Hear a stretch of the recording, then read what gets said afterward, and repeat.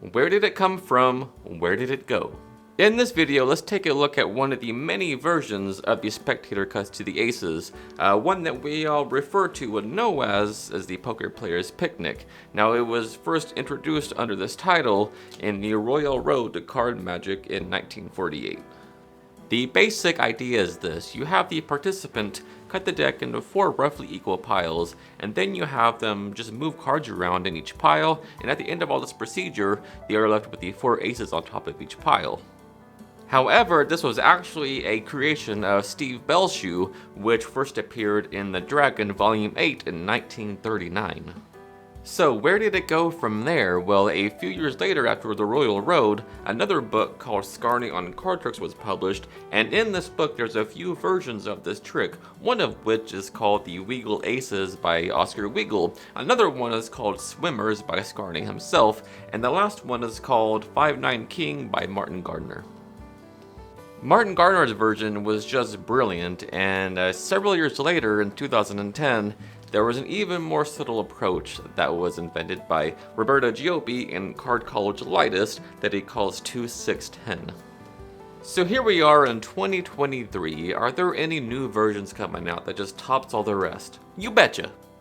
Now this is very hush-hush, but there's this guy named John Bannon, you may have heard of him, but he just came out with a new book, and in it there are a couple of versions of this routine, one of which is a take on the lie detector plot, and right now I'd like to show you a performance of this routine, and yeah, let's get into it.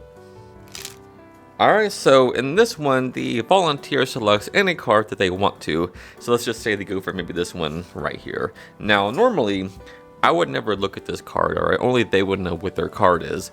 But since I'm doing this video and I'm showing you this, we can all take a look at it, and it'll be the 10 of hearts. Alright, so what I would ask them to do is make a few piles of cards, just like this, and they can sort of mix up if they want to, just like this. It doesn't make a difference. Alright, so what I'll have them do now is answer a few questions about their card, and they can either lie or tell the truth on each question. It's up to them. Alright, so the first question that I'll ask them to figure out what the card is what's the suit? What's the suit of your card? And again, they can lie and tell the truth. So let's just say they lied this time and said it was clubs. Alright, so that's C-L-U-B-S for clubs. Now to lock it in, we just deal a card in each pile, just like that. Alright, so the next question is, what is the suit of your card? And let's say they told the truth this time, good on them, and they just do 10 this time for 10. That's 1, 2, 3, 4, 5, 6, 7, 8, 9, and 10 again. We just do that to lock in the answer. Alright, so now for the final question, did you lie, tell the truth, or one of each? And since it was one of each, we spelled both. Alright, so that's B-O-T, just like this, and again we just do this to lock everything in place. So I don't know why, but I got a certain feeling on this one that you actually lied. I don't think it was clubs. I think it was a red card, wasn't it? And I think it's actually a heart card if I'm not mistaken. I don't know why I got that feeling, but I'll share that with you here in a second.